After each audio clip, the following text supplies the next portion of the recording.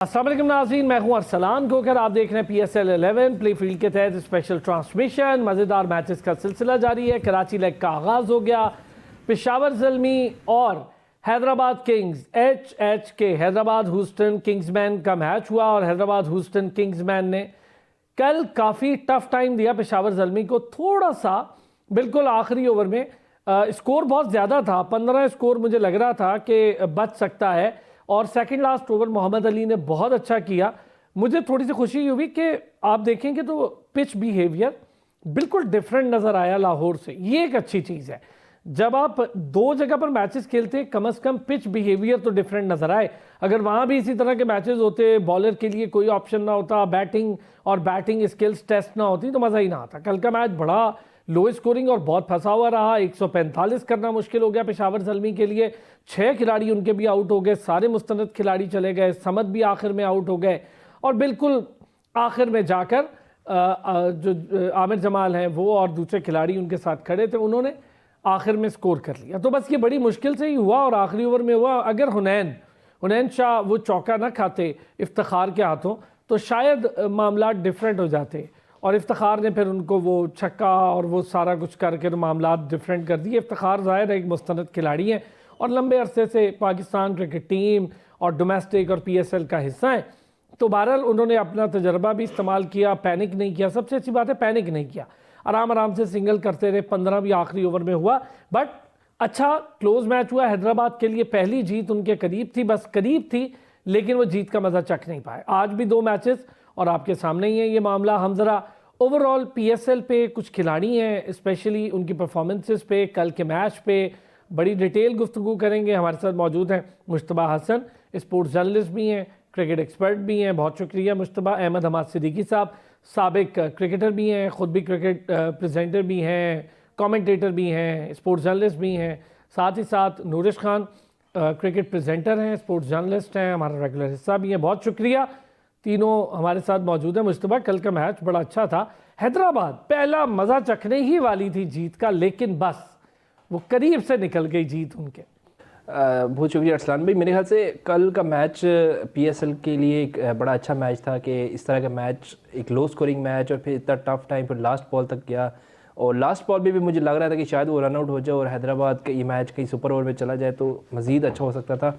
लेकिन मैंने देखा कि जब आप अगर उसको रिप्ले में देखें तो आपका जो बॉलिंग एंड पे था वो फील्डर मौजूद था। लविश शाह ने वहाँ पे एक फील्डर लिया, बड़ा अच्छी पोजीशन थी, बड़ा डिफरेंट पोजीशन थी कि बैट्समैन के बिल्कुल पीछे हमने देखा कि अंपायर और बैट्समैन के अंपायर और बीच उन दोनों के दरमियान में एक फील्डर खड़ा किया था।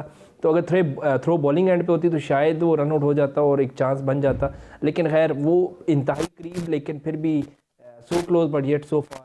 मेरे ख्याल से हैदराबाद जीत नहीं सकी। 4 मैच में से 4 मैच हार चुकी और लविश शाह का कल रिएक्शन भी देख के बता रहा था कि वो बिलीव नहीं कर पा रहे थे कि यहाँ से भी मैच हाथ से निकल गया। मतलब 3 तो चलो हारे थे, चौथा जो जीतने वाले थे वो भी निकल गए इनके हाथ से। तो ये थोड़ी सी बैड लक मैं कहूँ या इनको क्या कहूँ कि नई टीम है, इस तरह का तजर्बा नहीं है कि PSL में, क्योंकि पेशावर ज़ल्मी विनर भी रह चुका है, फिर चैम्पियन भी रह चुका है PSL का, कई दफ़ा मैचेस भी जीते हैं। तो इस तरह की क्रिटिकल सिचुएशन में इफ्तिखार अहमद, जिनका डोमेस्टिक में बड़ा अच्छा एक रोल रहता है हमेशा से, जैसे वो कहते हैं पाकिस्तान टीम में, तो उस तरह का उनका कोई किरदार नज़र नहीं आ रहा मुझे। जिस तरह उन्होंने ख्वाहिश जाहिर की कि वर्ल्ड कप जिताना चाहता हूँ, तो अगर PSL को कोई वर्ल्ड कप हुआ तो वो ज़रूर जितवा पाएंगे, लेकिन टीम का जो वर्ल्ड कप PSL के हवाला इंटरनेशनल मैचेज़ में जो है उनकी कारकर्दगी उस तरह की नहीं होती। कल भी मुझे लग रहा था बड़ी अच्छी बॉलिंग की डेथ ओवर्स में मोहम्मद अली ने, फिर हुनैन शाह जो है नसीम शाह के भाई, उन्होंने बड़ी ज़बरदस्त बॉलिंग की और मेरे ख्याल से मैच को जो एंड तक टफ किया वो इन 2 बॉलर्स की वजह से, वरना वो जो 18वें में 2 रन देना थे, फिर मोहम्मद अली ने जो बड़ा ज़बरदस्त ओवर कराया, फिर 15 रन आखिरी ओवर में मुझे लग रहा था कि डिफेंडेबल है जिस तरह के पिछले 2 ओवर थे, लेकिन वो पहली बॉल अच्छी बॉल थी, उस पर चौका लग गया और मेरे ख्याल से वो थोड़ा सा अनलकी रहे। लेकिन उसके अलावा जो बॉलिंग थी हुनैन शाह की आखिरी ओवर में वो कोई ज़्यादा अच्छी नहीं थी कि उसको जिस तरह की डेथ ओवर में बॉल करनी चाहिए थी। लेंथ बॉल अगर आप उनको देंगे इफ्तिखार को तो वो तो उसने स्ट्रेट पे छक्का जिस तरह खेला था, मेरे ख्याल से थोड़ा सा रूम मिल जाए इफ्तिखार को तो वो अपने डोमेस्टिक बॉलर्स के लिए वो तो शायद अफरीदी है। और इस तरह की जैसे उन्होंने कल इनिंग खेली, एक स्लो इनिंग थी आमिर जमाल की तरफ से, जो उन्होंने पेनल्टी ओवर में 4 से 5 बॉलें डॉट की, मेरे ख्याल से थोड़ा सा वहाँ पे लर्निंग फेज था आमिर जमाल के लिए भी, जितना हम उसको हाइप कर रहे थे कि बड़ा अच्छा एक ऑलराउंडर है। लेकिन कल इतने क्रिटिकल सिचुएशन में जो 4 से 5 डॉट बॉल खेली, ये अगर कोई और प्लेयर खेलता तो हम सारा मलबा उस पर डाल देते, बाबर आजम होता या रिजवान होता या कोई और प्लेयर होता। बाबर का तो गला ही दबा देते बाबर को। लेकिन कल बाबर की देखे, कल बाबर जैसे ही आउट हुआ, बाबर से सवाल भी हुआ प्रेजेंटेशन में कि आप मैच फिनिश क्यों नहीं करते एक मतलब। फिर उन्होंने अब तो वाजे उन्होंने खुद भी कहना शुरू कर दी कि मेरा मुवाजना ना किया जाए विराट कोहली से, और मेरे ख्याल से बनता भी नहीं है जिस तरह के वो प्लेयर हैं। अब उनका मुवाजना अगर आप करें, ठीक है इफ्तिखार अहमद से मुवाजना कर लें कि मैच फिनिश कर सकते हैं या नहीं, बाबर आजम इतना अच्छा नहीं को लेके चलते हैं, 47 रन बनाए तकरीबन, और उसके बाद मैच फिनिश नहीं कर पाए। और जैसे हमेशा से जिस बारे में मशहूर है कि वो मैच फिनिशर नहीं है, कल एक मतलब फिर हमने देखा कि वो अपनी टीम को कप्तानी भी कर रहे हैं, टीम को लीड भी कर रहे थे। बैटिंग में 147 रन मैच से, उसमें से 47 रन तो उन्होंने बना लिए थे, पीछे 100 रन रह गया था।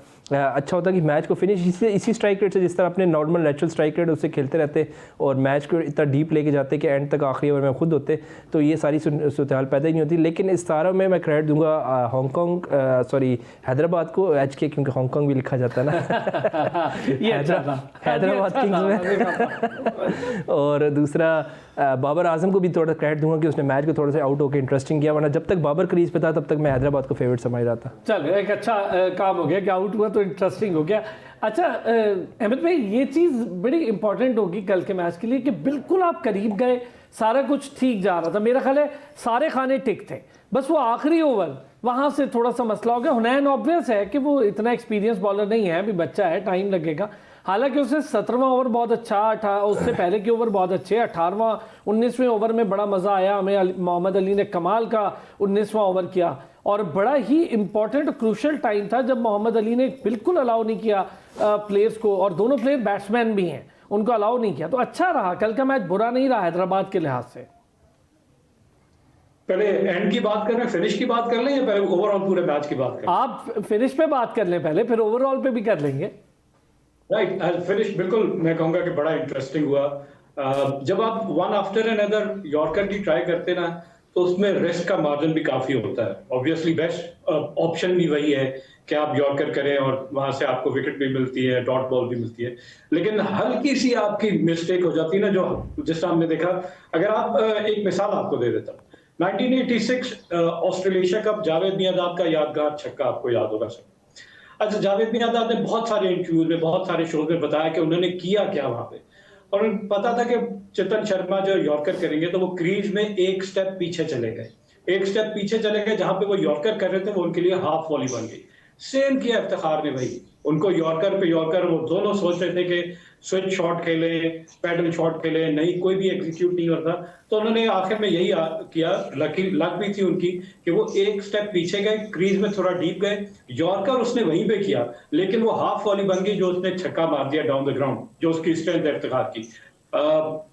ओवरऑल अगर देखा जाए, मैं कहूंगा कि इफ्तिखार जिसको हम चाचा चाचा कहते हैं, मतलब बेचारा उससे नाराज भी होता है, लेकिन कल उसका ही दिन था जो पावर प्ले में आके उसने ओवर किया, ओवर नंबर 5, 4 विकेट भी ले गए, मैच भी फिनिश किया।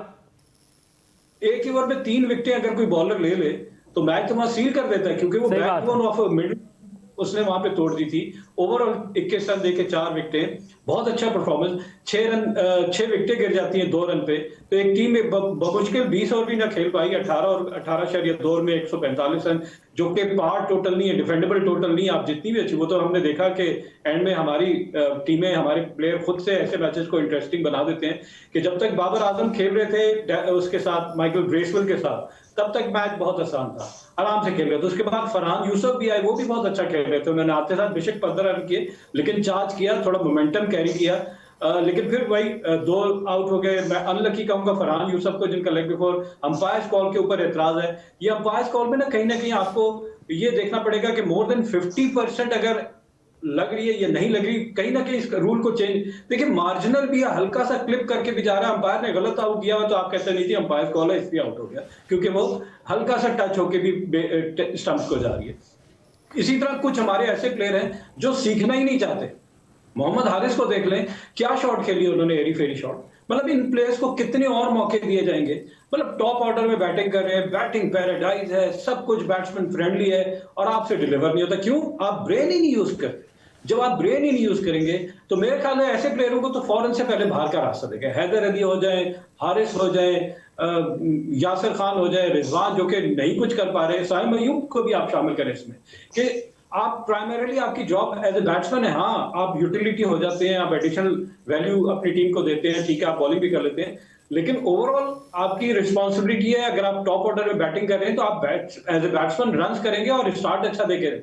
बाबर आजम की परफॉर्मेंस हाँ ठीक है, ट्रेलर देखिए ना, मैं बाबर आजम पे आज अलग से बात करूंगा आपसे अमित भाई। थोड़ा सा ना देखिए, जब आपके 7 रन रह जाते हैं 50 में, 37 बॉल्स आप खेल चुके हैं, सुकून से आप खड़े हुए हैं, छक्का आपको लगाना नहीं है, मैच आपके हाथ में है, इतने सीनियर आप खिलाड़ी हैं, दुनिया के नंबर 1 खिलाड़ी आप रह चुके हैं T20 में, दुनिया के नंबर 1 खिलाड़ी आप वनडे में, टॉप 5 में आप टेस्ट में, तो इसका मतलब ये होता है कि आप दुनिया के बड़े मैच्योर तरीन खिलाड़ी हैं। आपको 7 रन नहीं करने आ रहे कि मैं अपने 43 को 50 में कैसे बदलूं, तो हम छोटों से क्या एक्सपेक्ट करें, जूनियर से उन्हें कैसे बताएं कि भाई आपने 50 से 100 पे कैसे जाना है। ये मैं करता हूँ, इस पर पूरा हम ज़रा एक डिटेल सेशन बात करते हैं। नूरिश, कल का मैच ज़रा साइम अयूब पे अलग से हम एक चैप्टर रखेंगे, पूरा जो किताब में भी आएगा, तो उस पर हम अलग बात करते हैं। पहले ज़रा कल का मैच, उसकी एंडिंग।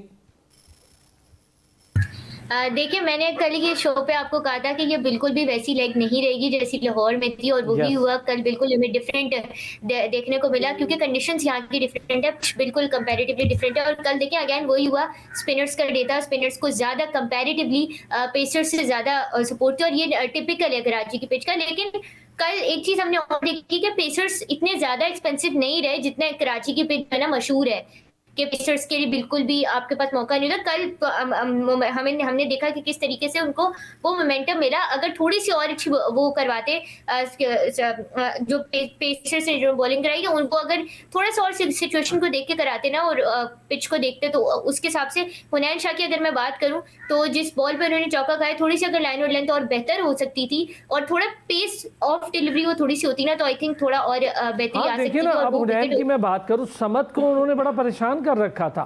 समद हालांकि मुस्तनद खेल रहा था, हुनैन उनको खेलने नहीं दे रहा था, तो यही चीज आखिर में भी कर लेते एप्लीकेबल।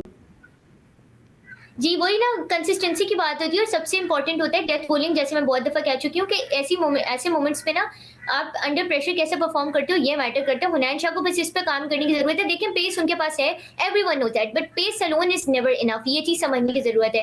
कल के मैच की अगर मैं बात करूं, एक थ्रिलर था, सेकंड थ्रिलर था, लोग उसको पहला थ्रिलर कहते हैं, लेकिन ऑनेस्टली पहला थ्रिलर कराची वर्सेस लाहौर था।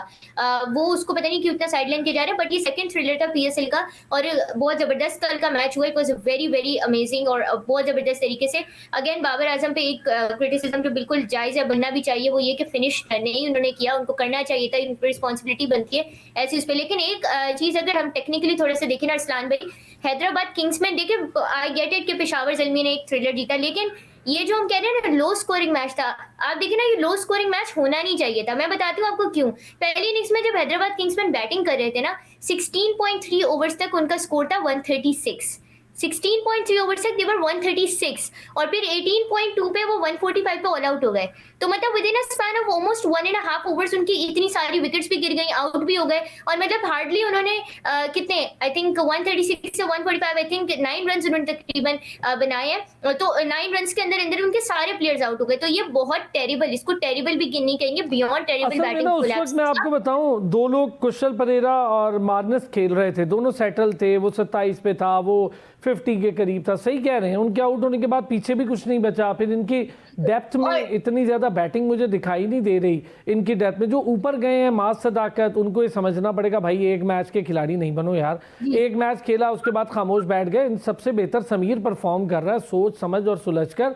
अब यही चीज शामिल को, माज सदाकत को, इनको समझनी है कि आपने एक मैच का खिलाड़ी नहीं बनना। बाकी जरा एक ब्रेक लेना है जी, ब्रेक का क्या है, ब्रेक लूंगा, ब्रेक से वापस आएंगे, साइम अयूब पे बात करेंगे। बड़े मैचेस हो गए, इंटरनेशनल भी बहुत ही मैचेस हो गए। साइम अयूब, इसमें मैं बार बार कह रहा हूँ, मुझे कोई उनके उससे कोई तकलीफ नहीं है, मैं बड़ा खुश हूँ कि हमारे खिलाड़ी इतने अच्छे प्राइसेस पे सोल्ड आउट हुए हैं। लेकिन आप जस्टिफाई करें, आप बॉलर नहीं है भाई, आपकी 2 विकेट्स नहीं चाहिए। वो 2 विकेट्स ने मैच नहीं जितवाया आपको।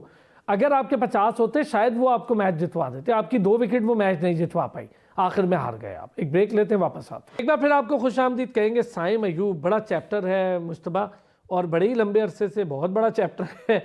मैं पिछले कोई अगर 1.5 से पौने 2 साल का जिक्र करूँ, चले पौने 2 साल का प्रॉपर एक जिक्र करते हैं, हम मैचेस भी ले लेते हैं, 50+ मैचेस ले लेते हैं टीम के, मुस्तकिल मैं देख रहा हूँ आपकी बॉलिंग लाइनअप में हारिस रऊफ इन सब मैचेस में हमें हाँ ना में नज़र आए। हम कहते हैं जी गैर ज़रूरी एक ट्वीट की वो वावेला कर दिया हमने नसीम शाह पर। इन पौने 2 सालों में नसीम शाह एक पंजा नहीं मार पाए, 5 विकेटें हमें नहीं निकाल के दी उन्होंने, 5 छोड़े 4 विकेटें नहीं निकाल के दे रहे वो T20 में। इन्हीं 5 सालों में शाहीन 5 विकेटें नहीं ले पा रहा। इन्हीं पौने 2 सालों में हमें बाबर आजम की इफेक्टिवली कुछ सेंचुरी नज़र नहीं आ रही, इतने बड़े तरीके से मुसलसल खेल रहे हो। रिजवान बाहर हो गया इन्हीं पौने 2 सालों में, सलमान अली आगा खेल रहे हैं, नज़र नहीं आ रहे। मैं उन सारे प्लेयर, एक वाहिद इन 1.5 साल की हिस्ट्री में आपके पास साहिबजादा फरहान है। 1.5 साल छोटी सी हिस्ट्री में साहिबजादा फरहान है जो परफॉर्म कर रहा है, जिसकी परफॉर्मेंस दिख रही है, जो मजबूरी बन रहा है, जो नज़र आ रहा है, उसकी फॉर्म लगी है, वो उसका भरपूर इस्तेमाल कर रहा है। या फिर ऑन एंड ऑफ आपको अबरार अच्छी बॉल करता नज़र आ जाएगा, लेकिन on end of her match में अबरार भी हमें नहीं दिख रहा। हमने सुफियान मुकीम की कुर्बानी भी दे रखी है, नवाज भी कुछ नहीं कर पा रहा, फ़हीम अशरफ भी कभी हाँ और कभी ना की सिचुएशन में, मतलब ये पूरी टीम का अहाता कर रहा हूँ। अभी यही चीज़ मुझे रेप्लिकेट हो रही है PSL में। ये जो साइम अयूब है, इन्हें तो फ़खर को ड्रॉप करके भी मौके मिल रहे, रिजवान ड्रॉप हो क्या, बाबर की ओपनिंग चलेगी, साइम वहीं का वहीं है, परफॉर्म नहीं कर रहा। कल 2 विकेटें ले ली, अगर वो 50 करता तो शायद मैच जीतते, उसकी 2 विकेटों ने मैच नहीं जितवाया। आप जितनी आपने बातें की, इसको हम सम अब इस तरह करते हैं कि पिछले 5 ICC इवेंट्स हुए हैं, पाकिस्तान ने कोई सेकंड या सेमीफाइनल या फाइनल नहीं खेला। सही बात तो ये इन सब का अक्कासी कर रहा है कि किस लेवल की हमारी सिलेक्शन है, किस लेवल पे हमारे प्लेयर्स मौजूद हैं। नाम बड़े हैं, काम छोटे हैं। बाबर आजम है, सलमान अली अगर कप्तानी के कोटे पे खेल रहे हैं, बाबर आजम किंग होने के नाते खेल रहे हैं, शाहीन शाह ईगल होने के नाते खेल रहे हैं, दमाद होने के नाते खेल रहे हैं, हारिस रऊफ परफॉर्मेंस 0 और बातें उनकी अगर देखें तो आप एग्रेसिव ऐसे एग्रेशन जो मैच में दिखाना था वो जाके कैमरे के सामने दिखाते हैं। इनमें छोटी मोटी चीज़ें। साइम अयूब बड़े खुशकिस्मत प्लेयर मैं कहूँगा पाकिस्तान क्रिकेट हिस्ट्री में है कि इतनी ज़्यादा बुरी परफॉर्मेंस के बावजूद वो आज भी मुस्तकिल टीम का हिस्सा है, और ना सिर्फ हिस्सा है बल्कि ओपनर के तौर पे मौजूद है। सारे ऊपर नीचे चेंजेस होती जा रही हैं, एक साइम अयूब की चेंज नहीं हो रही। पता नहीं अब ये अपकमिंग दामाद है कोई या क्या है इनका, लेकिन लग तो ऐसी है जिस तरह की उनकी परफॉर्मेंस है। मतलब मुझे याद है कि 2 साल हो गए हैं, मेरा नहीं ख्याल कि इन्होंने कोई 50 की हो, कोई सेंचुरी ऐसी नहीं खेली हो जो मैच विनिंग इनिंग हो। बॉलिंग ठीक है बेहतर हुई है, और इस पर थोड़ा सा मैं कहूँगा कि पाकिस्तानी प्लेयर्स के जो रैंकिंग है ना, ये भी थोड़ा सा असर डालती है। जब आप नंबर 1 पे कह दें ना साइम अयूब नंबर 1 ऑलराउंडर हो गया, तब उसको हम कैसे निकालें, वो तो नंबर 1 ऑलराउंडर है। नंबर 1 ऑलराउंडर रैंकिंग की बुनियाद पर हमने बाबर आजम को कई अर्सा टीम में रखा है, साइम अयूब को भी इसी वजह से हम अभी टीम में रख रहे हैं कि वो नंबर 1 ऑलराउंडर। लेकिन हमें उसकी ज़रूरत कहाँ पे है? हमें रैंकिंग को तो नहीं मैच जिताएंगे ना, रैंकिंग तो हमें मैच कभी भी जितवाएंगी। मैच वो जिताएंगे जो ऑन द फील्ड जाके खेलेगा लड़का। साइम बेशक नंबर 1 ऑलराउंडर, लेकिन उसका जो मेन काम है बैटिंग, वो अगर नहीं कर रहा अपने आप, या तो ओपनर की पोजीशन छोड़ दे, नीचे 5-6 नंबर पे आके खेले ताकि वापस चले, एक उम्मीद हो कि एक बैट्समैन नीचे शर्जील और मास सदाकत ओपन कर ले। फखर जमान को आपने सेक्रीफाइस किया, आपने उसकी पोजीशन छोड़ दी। इसमें भी शर्जील कर सकता है ना, शर्जील कर सकता है, लेकिन वो नहीं करा रहे। अगर इंटरनेशनल मैचेस की बात करें तो हाँ, वहाँ फखर को आपने सेक्रीफाइस, फखर ऑप्शन है। फिर आपके पास अगर आपने बाबर को ज़ाया नहीं करना, चौथे पे नहीं लाना, चले पावर प्ले में 1-2 चौके वो जो कवर ड्राइव खेलता है उसको वो खेलने दें, और साइम को नीचे ले आए ताकि थोड़ी सी चेंजेस करेंगे तो टीम में बेहतरी होगी। लेकिन अगर देखा जाए तो बड़ा खुशनसीब प्लेयर है कि ना जगह छोड़ रहा है, ना निकाला जा रहा है, बल्कि खेली जा रहा है, और रन जो है उसके वो 2, 4, 5, 6 जैसे वो होता है ना, फिगर इवन आउट फिगर आता है, वो इसका आ रहा है। और इसी तरह PSL में भी बड़ी बुरी तरह नाकाम है। कल भी 14 रन बनाए महज 15 बॉलों पे। 15 बॉल पे आजकल इंडियंस प्लेयर जो है नए जो लड़के आ रहे हैं वो 50 मार रहे हैं, 15 चले 40 रन बना रहे हैं। T20 फॉर्मेट चेंज हो चुका है, अब रन 2-2, 250 रन बन रहे हैं। फिर अगर हम 14 बॉल पे 15 इसको हमने बर्दाश्त करें तो फिर हम बाबर से क्या मसला है? बाबर भी तो 14 बॉल पे 15 रन बना ही लेता है। सेम सिनेरियो अगर सब प्लेयर्स के साथ रखा जाए और बिल्कुल इक्वलिटी भी देखा जाए तो साइम की टीम में जगह नहीं बनेगी किसी भी टीम में, चाहे वो PSL की टीम हो या इंटरनेशनल टीम हो। हमारे पास अभी देखिए नया टैलेंट आ रहा है, यासिर खान अच्छा प्लेयर है, ठीक है, वो स्कोर कंसिस्टेंट नहीं कर रहा। मास सदाकत, फिर समीर मिनहाज जो है बिल्कुल दरवाजे पे इस वक्त खड़ा है कि कोई भी प्लेयर जाए और उसको रिप्लेस करेगा इंटरनेशनल। कोई जाए ना जाए, समीर खुद ही भेज देगा अपनी परफॉर्मेंस से। देखिए वो बड़ा मुश्किल काम है, जब तक आपकी टीम में वो सिलेक्शन कमेटी में एक शख्स बैठा हुआ है ना, जब तक वो मौजूद है तो आप इतनी जल्दी टीम में जगह बना नहीं पाएंगे। 2 शख्स चले 2 हो गए, एक दूसरा सिलेक्शन कमेटी में नहीं है लेकिन है, वो कहीं है, जो दिख नहीं रहा घोस्ट एक है। अच्छा, ये जब चीज़ें समीर मिनाज जितनी मर्जी सेंचुरी बना ले, 50s बना ले, उसको रिकॉर्ड पे रिकॉर्ड बनाता रहे, वो टीम में तब नहीं एंटर होगा जब तक पसंद नापसंद वाली चीज़ जो होगी वो फैक्टर सामने नहीं हटेगा।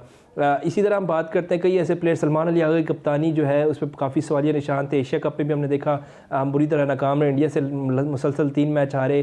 फिर वर्ल्ड कप में हमारी परफॉर्मेंस देख लें तो हमारी परफॉर्मेंस जो है वो हम सिर्फ नमीबिया और जिम्बाब्वे और कीनिया जैसी टीमों से मैच जीते, बड़ी किसी टीम से हम मैच नहीं जीत पाए। उसके बावजूद बदस्तूर कप्तान भी है। यूएसए से नहीं जीतते, बड़ी टीम है यूएसए, क्योंकि हमें तो उन्होंने हमारे लिए सारी बड़ी टीम है, हमारे लिए तो नमीबिया भी बड़ी टीम है, क्योंकि वो भी कभी ना कभी हमें अपसेट करेगी। वो बस हम देख रहे कौन सा दिन आएगा किस वर्ल्ड कप में हमें शिकस्त देता है। साहिब अयूब सर क्या कहेंगे अहमद अहमद सिद्दीकी साहब, क्या वजह है? मुझे तो एक चीज़ समझ नहीं आ रही भाई, 2 विकेट्स आपकी मैच नहीं जितवा रही, इसमें इतना खुश होने वाली बात नहीं है। आपके 50 रन मैच जितवाएंगे, 2 विकेट ने नहीं जितवाया, कल भी नहीं जितवाया, तो नहीं चाहिए 2 विकेट, वो कोई और ले लेगा।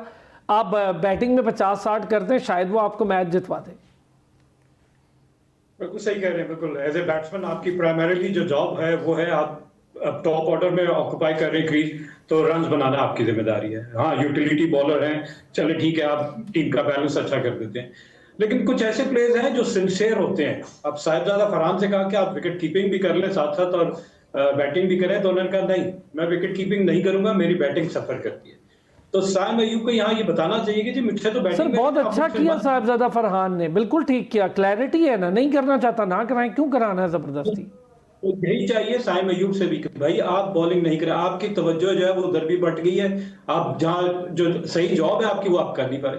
देखो कुछ प्लेयर अनलकी भी होते हैं। मैं इसी तरह साइम अयूब जितना इतने अरसे से खेल रहे हैं, माजी में एक ग्रेट बैट्समैन थे, डोमेस्टिक क्रिकेट में रन्स के अंबार लगा दिए। मैं 80s की बात कर रहा हूँ, 70s की। इमरान खान उनके बहुत बड़े वोकलिस्ट थे, मंसूर अख्तर नाम था उनका। वो डोमेस्टिक के बैरी रिचर्ड्स, विविन रिचर्ड्स, सारों के रिकॉर्ड इतने कंसिस्टेंट रन स्कोर थे, लेकिन जब वो पाकिस्तान की तरफ से खेलते थे अनफॉर्चुनेटली अनलकीली वो डिलीवर नहीं कर पाते थे और आखिरकार उनको टीम से ड्रॉप ही किया गया।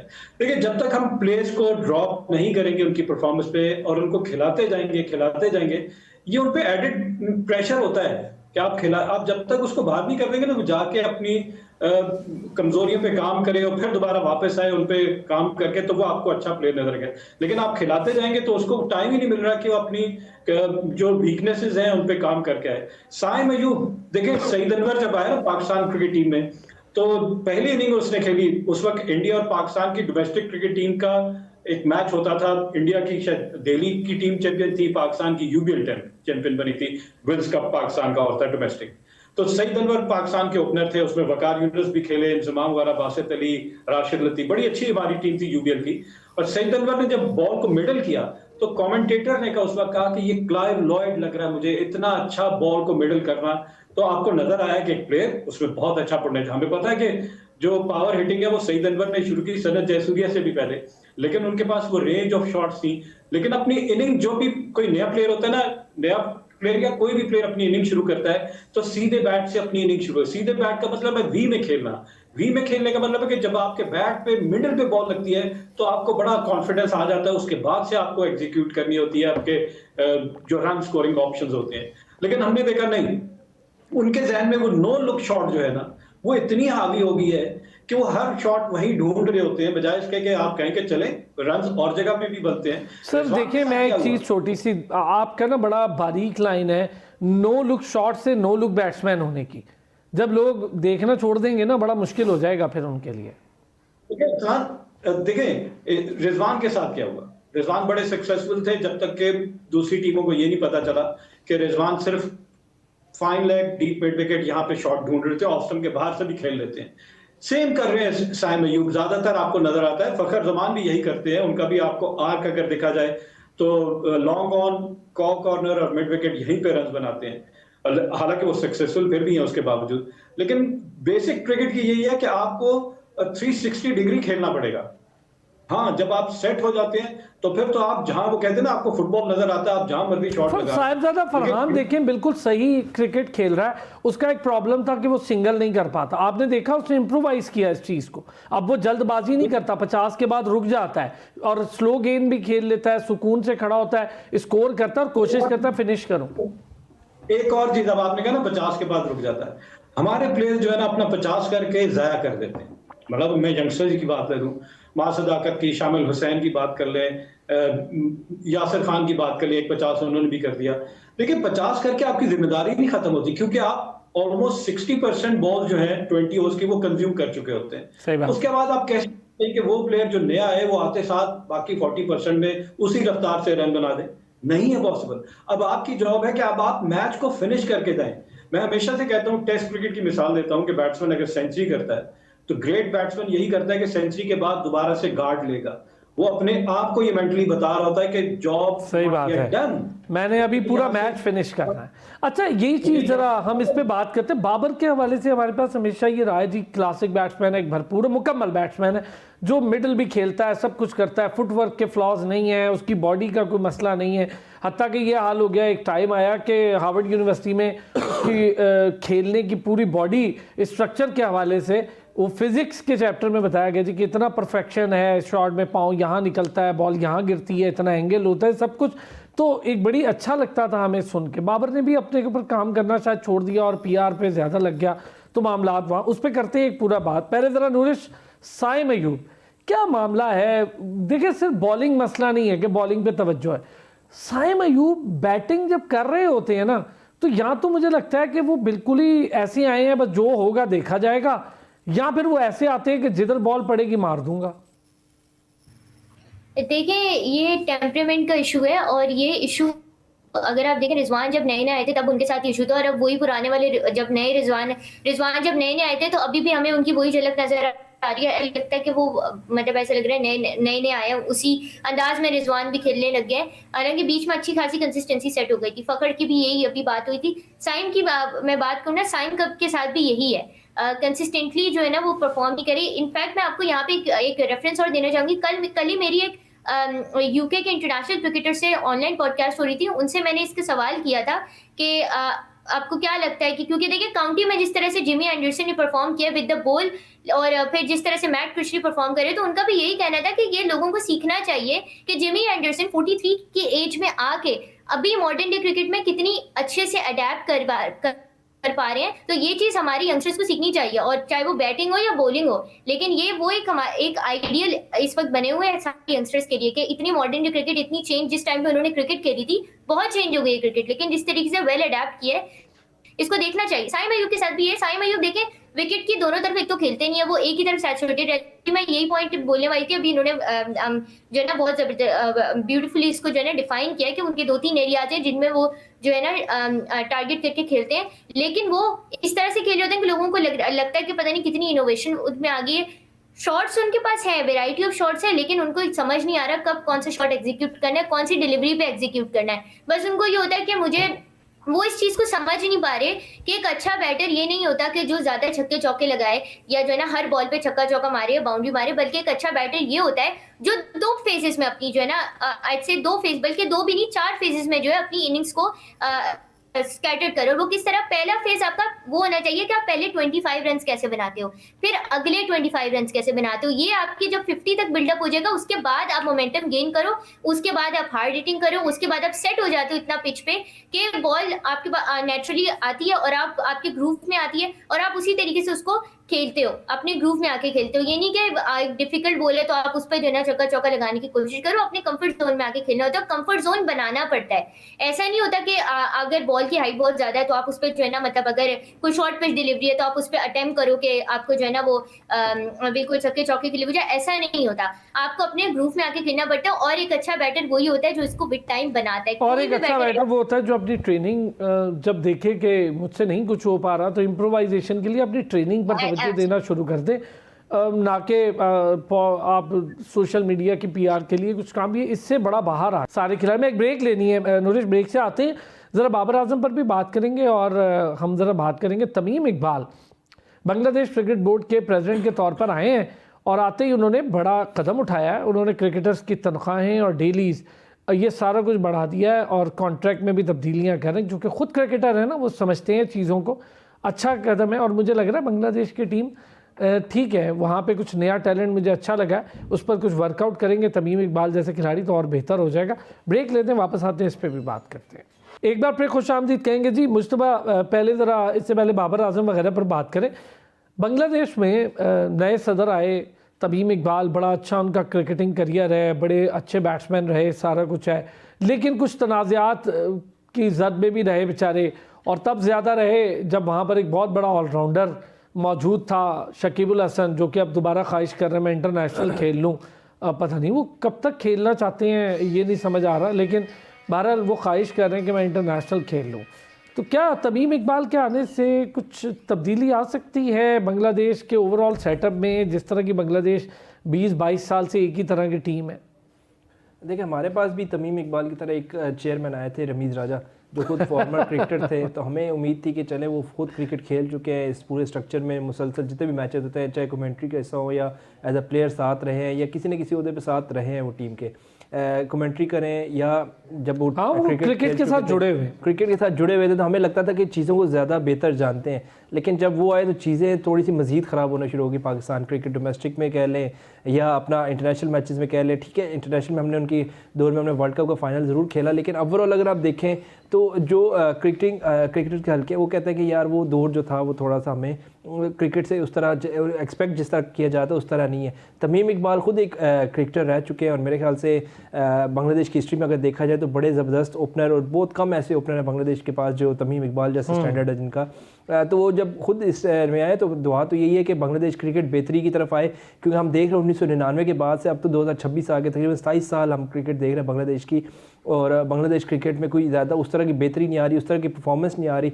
आज तक हम यही सोचते हैं कि बांग्लादेश मिनोज में आती है या बांग्लादेश टेस्ट प्लेइंग नेशन में है और तगड़ी टीम के तौर पर सामने आती है, कभी बहुत अच्छा परफॉर्म कर जाएगी तो कभी बिल्कुल ऐसे जैसे आयरलैंड या कीनिया या जिम्बाब्वे की टीम परफॉर्म करती है। ये चीज़ें तो बांग्लादेश को अब देखें, अब इतना अर्सा खेल रहे हैं ना, इतना अर्से बाद तो आपको कोई बच्चे जो खेल रहे थे ना तब से वो भी अब बड़े हो गए होंगे, वो भी कह रहे होंगे अब तो बांग्लादेश कोई सेमीफाइनल कोई फाइनल वर्ल्ड कप का खेल ले। तमीम इकबाल, इसके अलावा आपने शाकिब की बात की है, नो डाउट शाकिब जैसा ऑलराउंडर दुनिया की हर टीम की ख्वाहिश होती है कि उस तरह का प्लेयर हमारे पास मौजूद हो जो किसी पोजीशन पे आगे बैटिंग करे, चाहे वो ओपनर है, ऑलराउंडर, तो बॉलिंग में देख ले, फील्डिंग देख ले, और फिर कैप्टनसी भी उसने की है बांग्लादेश की। इतना बुरा दौर नहीं था उसका, क्या कप्तानी का जो था। तो ओवरऑल देखा जाए तो बांग्लादेश के लिए चीज़ें मुस्बत ज़रूर है कि चले एक तमीम इकबाल आ गया, तमीम इकबाल जैसे हमारा रमीज़ राजा, उनके रमीज़ राजा आ गए हम, तो अब राजा साहब जो है वो जो बांग्लादेश के राजा साहब हैं वो अब बांग्लादेश के लिए कोई बेहतरी करे, बेहतर होंगी चीज़ें, क्योंकि देखिए बांग्लादेश में जिस तरह की हम देखते रहे कि चीज़ें बेहतर होती हैं, चाहे उनकी इकॉनमी हो, चाहे उनका मुल्क हो, जिस तरह के मुश्किल हालात हैं। लेकिन 27-28 साल या 26 साल कह लें, क्रिकेट टीम वैसे की वैसी है ना मुश्तबा। हमें कोई एक ऐसा वर्ल्ड क्लास, ठीक है तमीम खुद बहुत अच्छा प्लेयर था, लेकिन वर्ल्ड क्लास ओपनर या world class middle order batters या ऐसा कोई कमा सिवाय शकीबुल हसन के कोई बड़ी प्रोडक्ट वो बना नहीं पाए। वैसे देखिए उनके पास इंडिविजुअल्स बहुत आते हैं, मुस्तफ़िज़ुर रहमान देख लें, नाहिद राना देख लें, तमीम इकबाल, शाकिब, लेकिन कोई ऐसा उनके पास प्लेयर एक साथ नहीं होते। एक मैच जिताना दूसरा परफॉर्म नहीं करता, दूसरा परफॉर्म कर रहा था तो एक नाहिद राना नहीं परफॉर्म करेगा। इकट्ठे एक साथ जब परफॉर्म करते हैं तो उस दिन बांग्लादेश की टीम मैच जीत जाती है, और वो बहुत रेयर होता है कि बांग्लादेश की टीम जो एक साथ सारे प्लेयर हैं वो परफॉर्म करें।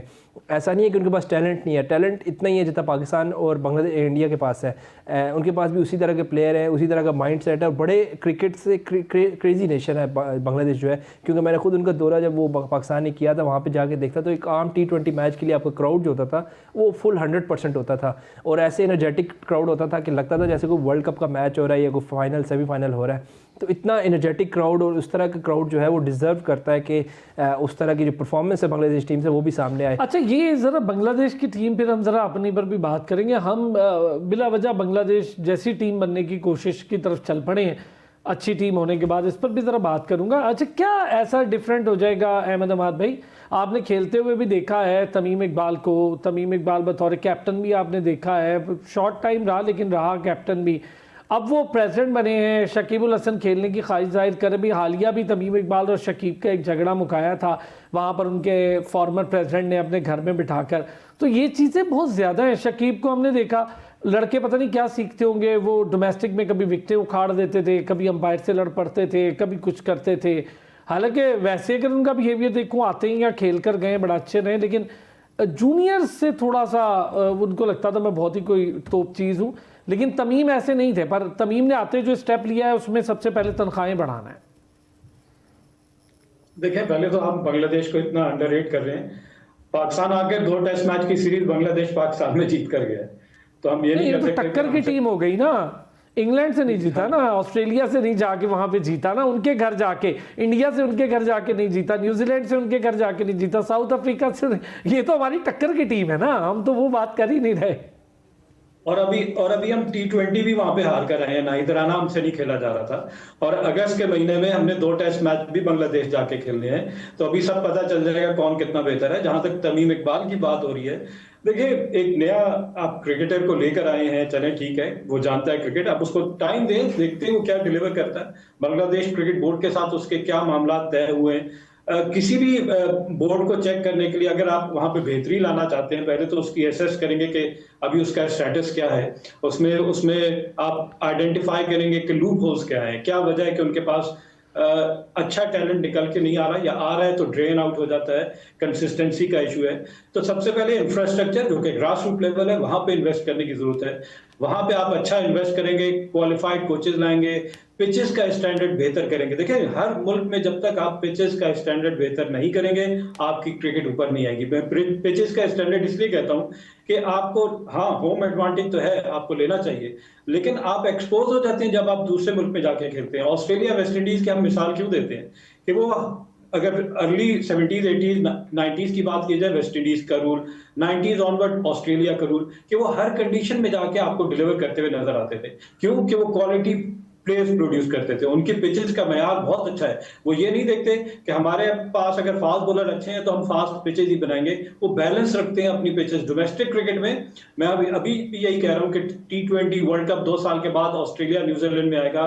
हमने अपने नए प्लेयर जो 2 साल में तैयार करने हैं, तो ऐसी बैलेंस पिचेस हम अपने डोमेस्टिक में रखें कि वो एलियन कंडीशन ना हो जब वो ऑस्ट्रेलिया न्यूजीलैंड में खेल के जाएं, तो वहां पे तगड़ी क्रिकेट खेल कर आए, बजाय इसके कि हम कहें नहीं कि हम तो इसी तरह की पिचेस बनाएंगे। जैसा अभी लाहौर में भी स्पिनिंग पिचेस नजर आई, कराची में भी नजर आ रही है, तो by the time world cup यूं साल 2 साल यूं बड़ी जल्दी गुजर जाता है, पता नहीं चलता। लेकिन इस अरसे में आप टीम डेवलप कर लेते हैं, आप ऐसे प्लेयर आइडेंटिफाई कर लेते हैं जो उन कंडीशन में आपके लिए सूदमंद साबित होंगे।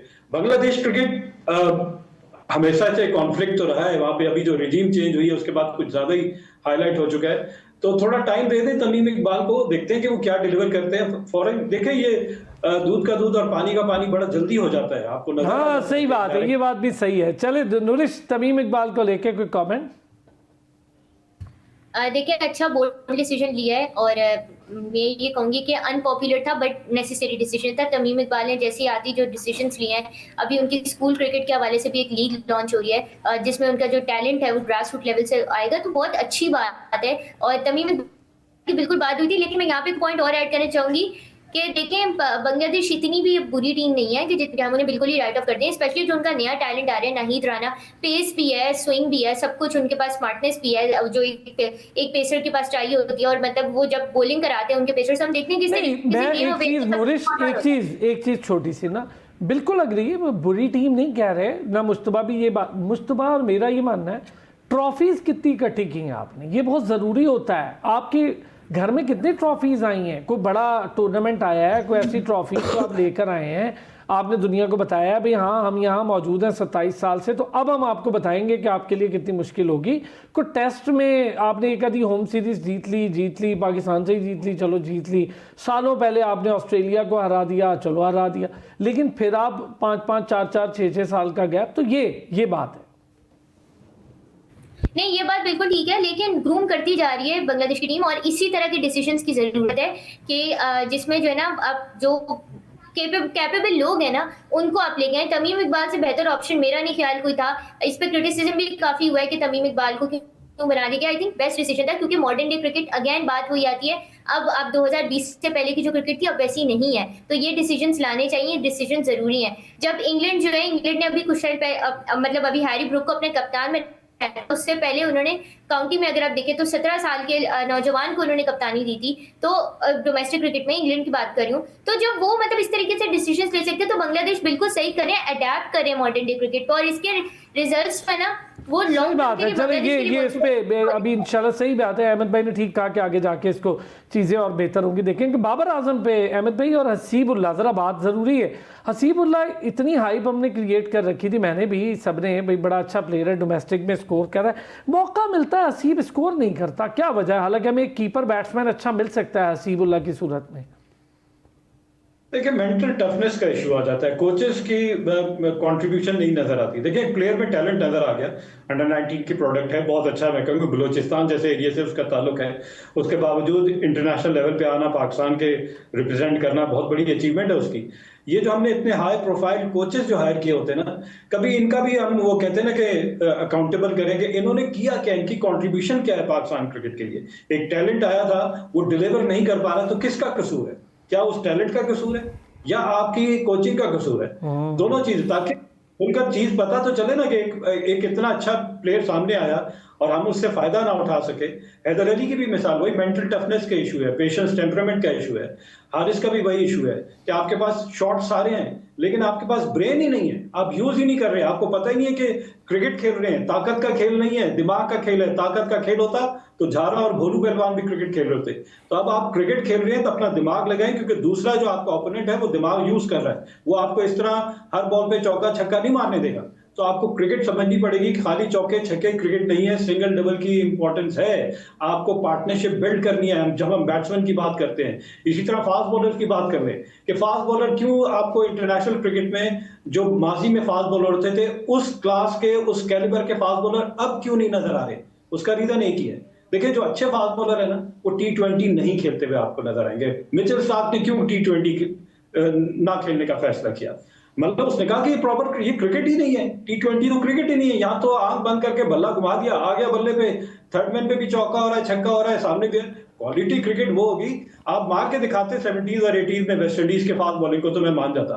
देखिए फास्ट बॉलर, अब एक और कंपैरिजन आप बता दूं, मैं 70s 80s इसलिए बात कर रहा हूं कि genuine fast bowler, 4 battery of fast bowler West Indies की, पाकिस्तान की, ऑस्ट्रेलिया की, लिली टॉमसन, एक आपको नजर आ रहा होता था कि यार यहाँ पे जो परफॉर्म करेगा ना इस बॉलिंग अटैक के, वो क्वालिटी बैट्समैन। उस जमाने में 50-50 हुआ करता था और दिखाते थे कि वेस्ट इंडीज के फास्ट बॉलर दौड़ते हुए आ रहे हैं और बैट्समैन जो क्रीज पे खड़ा हुआ है उसकी टांगे कांप रही हैं। आजकल की क्रिकेट, T20 क्रिकेट, जहां बैट्समैन को इतना आपने सपोर्ट कर दिया, वहां बॉलर की टांगे कांप रही होती हैं कि यार इसको पता लग जाएगा। सही बात है। अच्छा चूंकि वक्त कम होगा, मैं चाहूंगा मुश्तबा एक कमेंट आपका भी इस पे। हसीबुल्लाह को लेगा बाबर आजम को 7 रन, बाबर आजम जैसे खिलाड़ी से मैं एक्सपेक्ट नहीं करता, 43 पे आके आराम से खड़े, 37 पे आप 43 किए, कौन से आपने 21 बॉलों पे 43 कर लिए? देखिए बाबर आजम की जितना हम बात करते हैं ना, उसकी परफॉर्मेंस उसी तरह नीचे जाती जा रही है। अच्छा ना करें, हसीबुल्लाह पे कर लें। हसीबुल्लाह की बात करते हैं, बाबर आजम को खुद वो आप कह रहे हैं कि मुझे कंपैरिजन ना किया करें किसी प्लेयर से। उसको एक नॉर्मल प्लेयर, एक नेचुरल प्लेयर, एक जैसा पाकिस्तान में बाकी प्लेयर चले उस पर खामोश रहते हैं। आपने भी कह दिया तो अब नहीं करेंगे हम बात। अगर हसीबुल्लाह जी नूरिश जल्दी से, जी आप बात कंप्लीट करने उसके बाद में करें। जी जल्दी। अच्छा हसीबुल्लाह की अगर हम बात करें तो पाकिस्तान के पास टैलेंट की कमी हमेशा से हम कहते हैं कि नहीं है। विकेट कीपर बैट्समैन बड़े अच्छे हैं, हसीबुल्लाह को पाकिस्तान क्रिकेट टीम में मौका भी मिला है। डोमेस्टिक में जो परफॉर्मेंस होती है उसकी वो परफॉर्मेंस इंटरनेशनल में नहीं होती। हमने उनको चांस भी दिया, ठीक है, हम उनको प्रॉपर चांसेस, हमारी भी गलती है कि सिलेक्शन कमेटी जो हमारी वो 1-2 चांसेस दे देती है। जैसे अभी बात चल रही थी ना समीर मिनहाज की, कि हम बात करते हैं कि बड़ी जल्दी टीम में आ जाएगा और फिर वो टीम में परफॉर्म कर जाएगा, लेकिन दूसरा सिनेरियो भी देखा, अगर वो टीम में आ जाता है, ऑस्ट्रेलिया, न्यूजीलैंड, साउथ अफ्रीका कोई दौरा करते हैं हम और वहाँ पर वो नाकाम हो जाता है, तो उसके बाद हम ये कहेंगे डोमेस्टिक में तो प्लेयर है लेकिन इंटरनेशनल का प्लेयर नहीं, उसको वापस भेजें डोमेस्टिक में और 2-4 साल वो सर्किट से गायब हो जाएगा। हसीबुल्लाह का भी यही सिनेरियो है कि वो आता है, 1-2 मैच खेलता है, बड़ी टीमों के साथ मैच खेलता है। आप कभी भी एक्सपेक्ट करें कि पहले 2-1 मैच में आके ये बात आपकी बहुत अच्छी है कि लगातार हम फ्लॉप करने पर आते हैं तो फिर ऐसा सिनेरियो क्रिएट करते हैं कि अगला खेल ही ना पाए। क्या कहेंगी नूरिश जल्दी से? जी मैं बस ये कह रही थी कि अभी जो इतनी बात हो रही थी ना कि इस तरह से बॉलर्स को अडेप्ट करना चाहिए, एक चीज़ और बहुत इंपॉर्टेंट है, वो ये कि जब हम लोग जो प्रैक्टिस जो भी क्रिकेटर्स खेल रहे हैं ना, स्पेशली जो यंगस्टर्स हैं, उनको चाहिए कि ओपोनेंट्स की स्ट्रेंथ्स के ऊपर भी थोड़ा सा देखें। तो ये भी जो है ना आपकी ट्रेनिंग का हिस्सा होना चाहिए और आई थिंक हमारे प्लेयर्स को ये चीज़ भी सिखानी चाहिए कि अपनी स्ट्रेंथ्स पे तो आप काम करो, ओपोनेंट्स की वीकनेस देखो, ओपोनेंट्स की स्ट्रेंथ्स देखो, उसके मुताबिक अपने आप को अडेप्ट करो। और ये चीज़ समीर मिनहाज बहुत अच्छी करते हैं। आप देखें, बस ये लास्ट एग्जाम्पल मैं ये देना चाहूंगी, आप अभी देखें T20 वर्ल्ड कप में इंडिया की टीम ने किस तरीके से उस्मान तारिक के अगेंस्ट पूरी स्ट्रैटेजी बनाई थी और वो सक्सेसफुल हुई। तो अपने साथ साथ अपनी ओपोनेंट हमने भी तो बनाई थी, सलमान अली आगा को हमने पहले फेंक दिया, हमने खब्बी दिखा के सज्जी मार दी, लेकिन हम वो अलग बात है, हमने उसका कोई फायदा नहीं उठाया। Noorish Khan thank you so much, Ahmedabad Siddiqui साहब बहुत शुक्रिया, मुश्तबा हसन साहब थैंक यू सो मच, नाज़रीन आपका शुक्रिया। कल फिर होगी मुलाकात, अपना ख्याल रखिएगा।